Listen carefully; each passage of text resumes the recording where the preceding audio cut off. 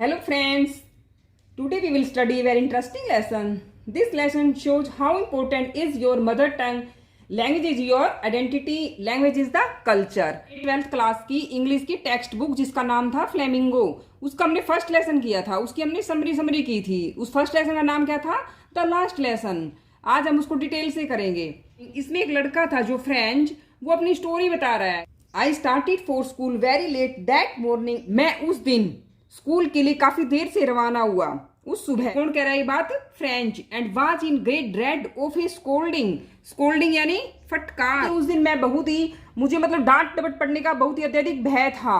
उसे बहुत डर लग रहा था। अत्यधिक भय, ग्रेट रेड, अत्यधिक भय। स्पेशली बिकॉज एम हैमिल, यानी कौन थे? उनके टीचर थे फ्रेंच के। Had said that he would question us on participles. Participles बच्चों आपने पढ़े होंगे, प्रेजेंट पार्टिसिपल, पास्ट पार्टिसिपल, लेकिन ये फ्रेंच लैंग्वेज के थे। क्या नाम है? कृदंत। विशेष रूप से क्योंकि एम हैमिल ने कहा था ही वुड क्वेश्चन, वह हमें क्वेश्चन करेंगे किस पर? ऑन पार्टिसिपल्स पर। And I did not, but मैं तो उसका फर्स्ट वर्ड भी नहीं जानता था उनके बारे में। फॉर ए मोमेंट, एक क्षण के लिए, आई थॉट ऑफ रनिंग अवे, मैंने दूर भाग जाने, and spending the day out of doors, और घर से बाहर दिन गुजारने के बारे में सोच। It was so warm, so bright. यह मौसम गर्माहट से भरा और स्वच्छ खिली धूप वाला था। उसको मौसम ऐसा लग रहा था। And the birds were chirping at the edge of the woods. Wood यानी लकड़ी होता है। जब वुड्स ऐसा आ जाता है तो क्या बन जाता है? जंगल। पक्षी जंगल के किनारे चहचहा रहे थे, उसको वो अच्छा लग रहा था। And in the open field back of the सामिल। सामिल का मतलब क्या होता है? आरा मशीन। आरा मशीन के पीछे ओपन फील्ड बैक, यानी कि पीछे ओपन फील्ड, खुला खेत। खुले खेत में पर्शियन सोल्जर्स वर ड्रिलिंग, क्या कर रहे थे? ड्रिल कर रहे थे। इट वाज ऑल, यह सब था, मच मोर टेम्पटिंग, बहुत आकर्षक था, then the rule for participles के नियमों के बजाय। But I had the strength to resist and hurried off to school. Hurried off का मतलब क्या होता है? जल्दी जल्दी चल पड़ा। मुझ में प्रतिरोध करने की क्षमता थी और मैं स्कूल की ओर तेज गति से चल पड़ा। When I pass the town hall, जब मैं टाउन हॉल की तरफ से गुजरा, there was a crowd in front of the bulletin board. जब मैं टाउन हॉल के निकट से गुजरा, यानी कि सार्वजनिक सभा स्थल की ओर से गुजरा, वन नोटिस बोर्ड के सामने भीड़ थी। यानी कि नोटिस बोर्ड जो बुलेटिन बोर्ड जो लगा हुआ था, वहां उसके सामने भीड़ थी। इसलिए 2 साल से जितने भी बुरे समाचार थे वो यहीं से आते थे। द लोस्ट बैटल, यानी हारे हुए युद्ध। द ड्राफ्ट, सेना में भर्ती। The orders of the commanding officer, जो कमांडिंग ऑफिसर था उनके आदेश। And I thought to myself without stopping, यानी कि I thought of myself, मैंने सोचा मन ही मन, बिना रुके। What can be the matter now, अब क्या मामला हो सकता है? एंड देन तब, as I hurried by as fast as I could go, जब मैं उतनी तीव्र गति से जा रहा था जितनी तेज गति से मैं चल सकता था, उसने बहुत ज्यादा तेज स्पीड कर ली। तब डॉक्टर लुहा था, हु वाज देयर, जो वहां था, विद हिज अप्रेंटिस यानी शिष्य या शागिर्द। वो अपने शिष्य के साथ था। रीडिंग द बुलेटिन पढ़ रहा था। कॉल्ड आफ्टर मी, मेरे पीछे से चिल्लाकर कहा, डोंट गो फास्ट, इतना तेज मत चलो बब, अभी स्कूल पहुंचने के लिए तुम्हारे पास पर्याप्त समय है। You will get to your school in plenty of time, यानी कि पर्याप्त समय। मैंने सोचा, I thought he was making fun of me, वह मेरा मजाक उड़ा रहा है। And reached M Hamel little garden, यानी कि मैं एम हैमिल के छोटे से बगीचे में, ऑल आउट ऑफ ब्रेथ, यानी कि हांफता हुआ जा पहुंचा। यूजुअली, यानी कि सामान्यता, जब स्कूल शुरू होता था, व्हेन स्कूल बिगेन, तो there was a great bustle. Great bustle का मतलब क्या होता है? अत्यधिक शोर शराबा। तो वहां अत्यधिक शोर शराबा एवं हलचलें होती थी। विच, जिसे बाहर, in the street, out in the street, गली में बाहर सुना जा सकता था। The opening and closing of the डेस्कों का, यानी कि खुलना एवं बंद होना। यूनि यानी एक स्वर में। लेसन्स रिपीटेड, पाठों का दोहराया जाना। वेरी लाउड, बहुत ऊंचे स्वर में। हमारे हाथ, ओवर अवर ईयर्स, हमारे कानों के ऊपर रखे हुए। टू, यानी कि अंडरस्टैंड बेटर, ताकि हम अच्छे से समझ सके। एंड दैट, और टीचर ग्रेट रूलर, और अध्यापक का डरावना डंडा। रैपिंग ऑन द टेबल, डंडा मेज पर ऐसे खटखटाता हुआ। बट अब नाउ इट वाज ऑल, यह सब, सो स्टिल, इतना शांत था। I had counted on the commotion to get to my desk without being seen, मैंने अपनी मेज तक बिना किसी के देखे पहुंच जाने हेतु इस हलचल यानी शोर पर ही भरोसा किया था। बट ऑफ कोर्स, लेकिन उस दिन तो प्रत्येक चीज को रविवार की सुबह ही शांत हो जाना था। As quiet as Sunday morning की तरह थ्रू द विंडो, खिड़की में से, आई सा माई क्लासमेट्स, मैंने अपने सहपाठियों को देखा, ऑलरेडी इन देयर प्लेसेस, जो पहले ही अपने अपने स्थानों पर थे, और M Hamel walking up and down with his terrible iron ruler under his arm. M Hamel अपनी बाह के नीचे यानी कि टेरिबल आयरन रूलर, भयानक डंडे को रखे कक्षा में वॉकिंग अप एंड डाउन, इधर उधर घूम रहे थे। I had to open the door, मुझे दरवाजा खोलना था, and go in before everybody, सबके सामने मुझे गो इन अंदर जाना था। यू कैन इमेजिन, आप कल्पना कर सकते हो, how I blushed, how frightened I was, क्योंकि मैं कितना शर्मिंदा था और कितना डरा हुआ। But nothing happened, M Hamel saw me and said very kindly, लेकिन कुछ नहीं हुआ। हैमिल ने मुझे देखा और यानी वेरी काइंडली, बड़ी दयालुता के साथ बोली, go to your place quickly, तुम अपनी जगह पर जाओ। लिटिल फ्रेंड, छोटे friend, we were beginning without you, हम तुम्हारे बिना ही शुरू करने वाले थे। I jump over the bench, मैंने डेस्क के ऊपर से छलांग लगाई, एंड सेट डाउन, और जा बैठा मेरे डेस्क पर। Not till then when I had got a little over, जब मैंने अपने भय पर थोड़ा नियंत्रण पा लिया। डिड आई सी, तो मैंने देखा। Our teacher had on his beautiful green coat his frilled, हमारे अध्यापक ने यानी कि हिज ब्यूटीफुल, उसके सुंदर रंग का coat, his frilled shirt, frilled यानी झालरदार, उसकी झालरदार कमीज, छोटी काली सिल्क की टोपी, all embroidered that he never wore except on inspection and prize days, जिसकी सभी तरफ ऑल एम्ब्रॉयडरी यानी कढ़ाई का काम किया हुआ था। इसे वह निरीक्षण यानी कि इंस्पेक्शन तथा पुरस्कार वितरण के दिनों के अलावा कभी नहीं पहनता था। मतलब उसको बहुत अजीब सा लग रहा था उस लड़के को। बिसाइड्स, इसके अतिरिक्त, the whole school seemed so strange and solemn, यानी कि इसके अतिरिक्त सारा स्कूल ही काफी अजीब एवं गंभीर प्रतीत हो रहा था। But the thing that surprise me most was to see on the back benches that were always empty, किंतु जिस चीज ने मुझे सर्वाधिक आश्चर्यचकित किया यानी सरप्राइज किया, जिस चीज ने मुझे, जो पीछे की बेंच पर जो हमेशा खाली रहा करती थी, the village people sitting quietly, यानी कि गाँव के लोगों का सिटिंग चुपचाप बैठे हुए, लाइक आवर सेल्फ, हमारी तरह। Old hosier with his 3 cornered hat, यानी कि 3 कॉर्नर्ड हैट, 1 2 एक ऐसे 3 corner, farmer mayor, the former postmaster and several other besides, ये थे बूढ़ा होसर जो कि अपनी 3 कॉर्नर कैप पहने हुए थे, और भूतपूर्व मेयर, द फॉर्मर पोस्टमास्टर के अतिरिक्त कई दूसरे। एवरीबॉडी लुक्ड सैड, प्रत्येक उदास दिखाई दे रहा था। And Hauser had brought an old primer thumbed at the edges, Hauser एक अपनी पुरानी प्रथम पुस्तिका लेकर आए थे, यानी किनारों पर अंगूठों से पन्ने पलट जाने के कारण गंदी हो चुकी थी, यानी thumbed at the edges, edges उसके गंदे हो चुके थे। And he held it open on his knees with his great spectacles lying across the pages, और वह इसे अपने भारी भरकम चश्मे की मदद से जो पन्नों के ऊपर आर पर रखा था, और held it open on his knees, अपने घुटनों पर रखे हुए खोले था। I was wondering about it all, M Hamel mounted his chair and in the, जब मैं इसके बारे में आश्चर्यचकित हो रहा था तो एम हैमिल अपनी कुर्सी पर बैठ गए, in the same grave and gentle tone, और अपनी उसी विनम्र एवं गंभीर स्वर में जो उसने मेरे लिए प्रयोग किया था, कहा, मेरे बच्चों, my children, this is the last lesson, यह लास्ट आखिरी पाठ है जो मैं तुम्हें पढ़ाऊंगा।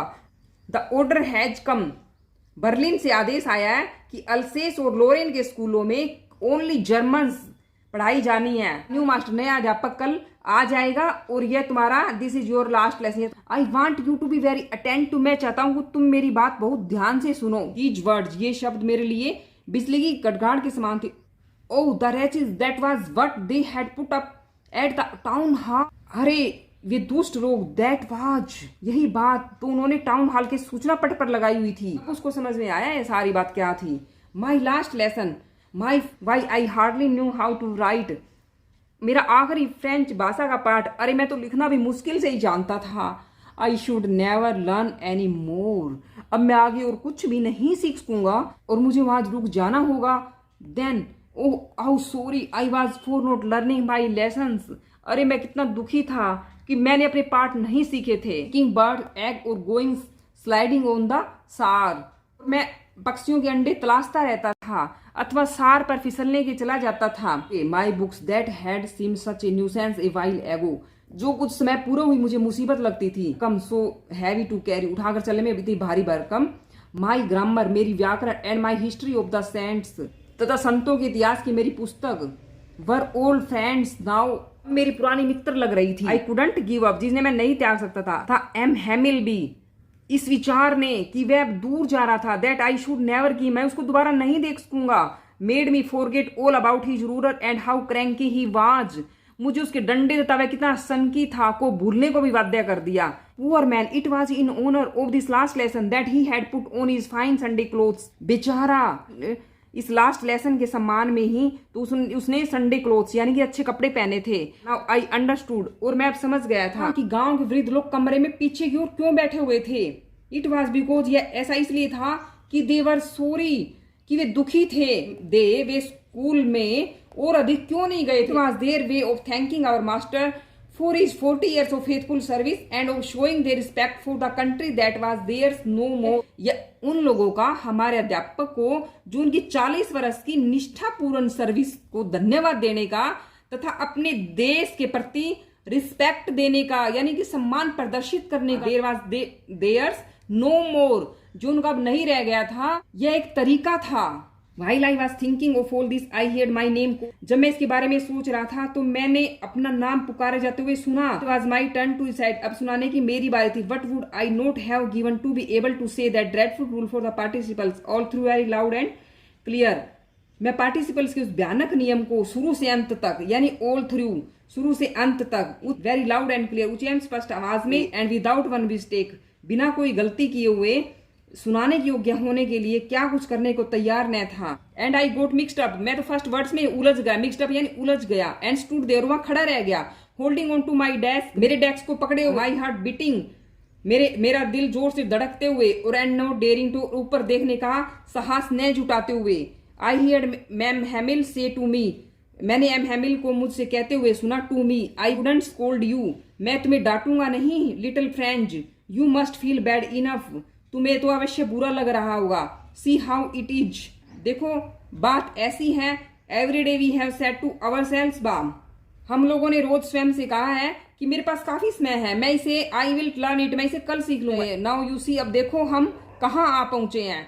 That's a great will see puts of learning till tomorrow, यहाँ के लोग अपनी पढ़ाई को आने वाले कल पर छोड़ देते हैं। Now these fellows out there will have the right to say to you, अब वे बाहर के लोग से ये कहने का अधिकार रखेंगे। हाउ इट, ऐसा क्यों है। तुम फ्रांसीसी होने का दावा करते हो यानी कि प्रिटेंड दावा करते हो, लेकिन फिर भी तुम अपनी भाषा को न तो बोल सकते हो और न लिख सकते हो। नीदर स्पीक नो राइट तुम, but you are not the worst poor little French, लेकिन तुम सबसे खराब नहीं हो छोटे से French. We have all a great deal to approach our ourselves, with सबके पास अवर सेल्व स्वयं को धिक्कारने का, रिप्रोच धिक्कारने के लिए बहुत सारे कारण हैं। तुम्हारे माता पिता, your parents were not anxious, उत्सुक नहीं थे, इनफ पर्याप्त रूप से, टू हैव यू लर्न, कि तुम सीख सको या पढ़ सको। दे प्रेफर्ड, उन्होंने पसंद किया, to put you to work on a farm, तुम्हें खेत पर काम करने के लिए, और एट द मिल्स, और आरा मशीन पर काम करने के लिए। So as to have a little more money, ताकि तुम ए लिटिल थोड़ा पैसा कमा सको, more money. And I have been to blame also, और मैं भी दोषी हूं। हैव, आई नोट ऑफन, क्या मैंने सेंट यू, तुम्हें नहीं भेजा, टू वाटर माई फ्लावर्स, मेरे पौधों में पानी देने, इंस्टीड ऑफ लर्निंग, पढ़ने के बजाय, योर लेसन, तुम्हारा lesson. And when I wanted to go fishing, और जब मैं फिशिंग के लिए जाना चाहता था, did I not just give you a holiday, क्यों मैंने तुम्हारी छुट्टी ही नहीं कर डाली। And from one thing to another, फिर एक चीज से दूसरी चीज से।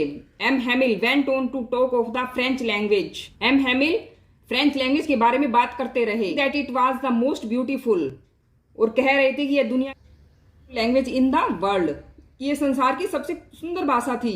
द क्लियरेस्ट, सबसे सुस्पष्ट।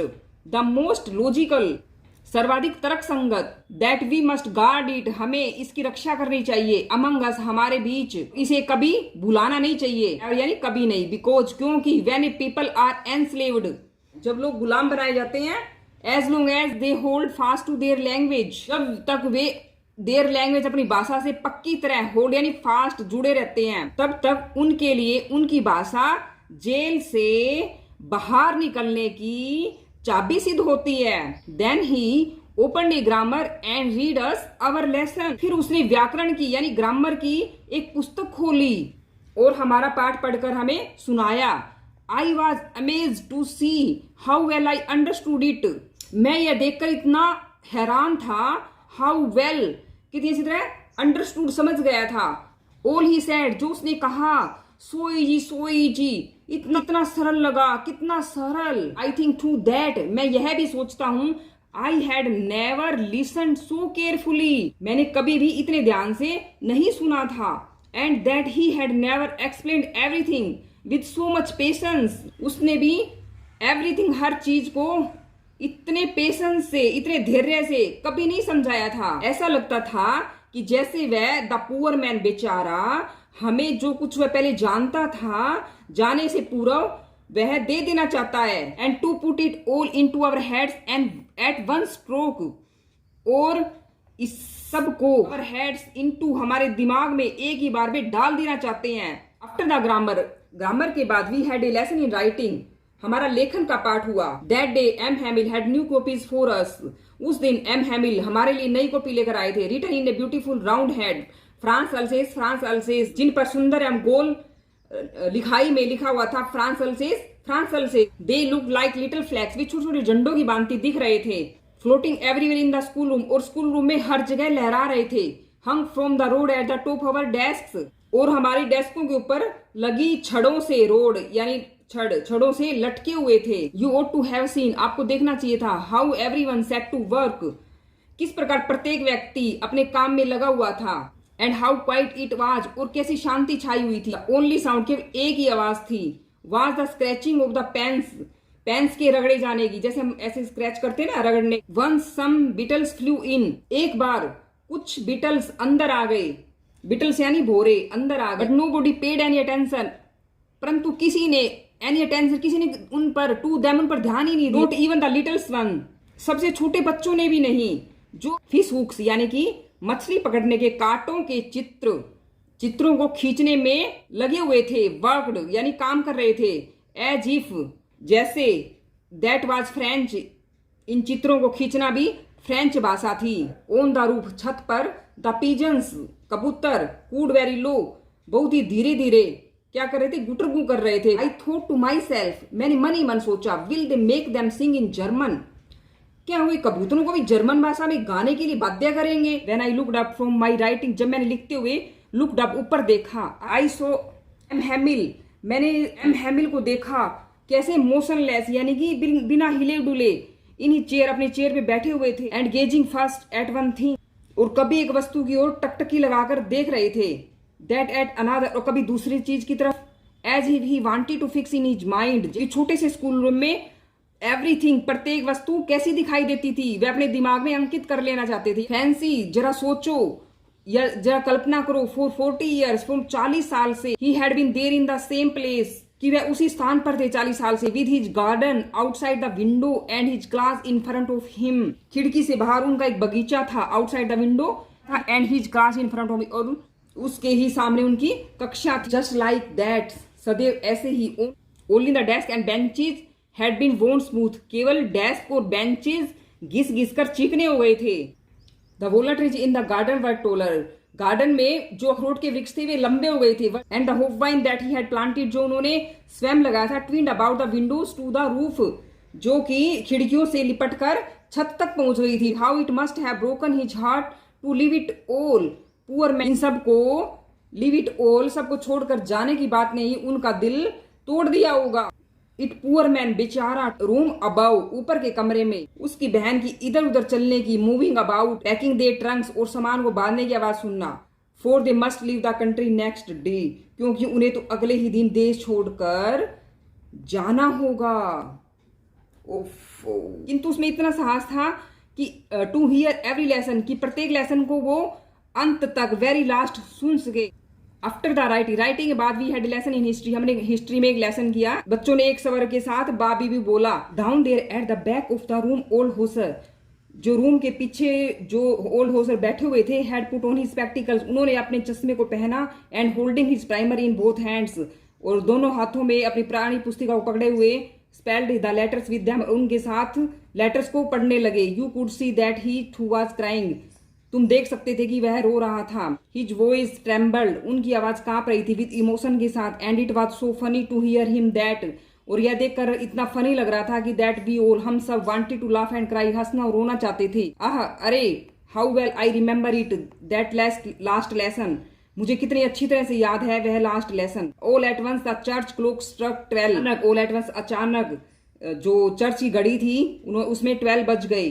देन द एंजिलस, एंजिलस क्या होता है, रोमन कैथोलिक चर्च में जो दोपहर की जो पूजा करते ना, उसमें जो भक्ति में जो घंटियां बजती है ना, उसको एंजिलस कहा जाता है। एट द सेम मोमेंट, उसी क्षण, the trumpets of the पर्सियंस returning from drill, जो पर्सियंस की जो तुरई थी हमारी खिड़कियों के नीचे बज उठी। ये पर्सियन जो सिपाही थे अपनी ड्रिल करने के बाद वापस लौट रहे थे, जो सुबह गए थे ना।